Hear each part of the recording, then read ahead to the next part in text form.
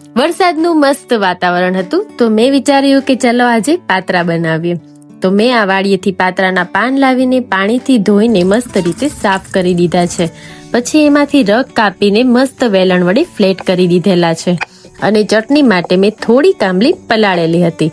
પછી હવે બેટર માટે ચણાનો લોટ લીધો છે અને તેમાં બધા મસાલા એડ કર્યા છે, જેવા કે લાલ મરચું પાવડર, હળદર, ધાણા જીરું પાવડર, ગરમ મસાલો, ગોળ, તલ, વરિયાળી, સ્વાદ અનુસાર મીઠું, 1 ચમચી જેટલું તેલ અને કોથમીર અને ટેસ્ટ માટે થોડુંક આંબલીનું પાણી પણ એડ કર્યું છે. બેટર રેડી કરીને પાત્રાના પાન પર આ બેટર લગાડી દીધું છે અને આ રીતે પાત્રાના પાન ગોઠવીને રોલ કરી દીધા છે અને તેને 15 થી 20 મિનિટ સ્ટીમ કરવા મૂકેલ છે.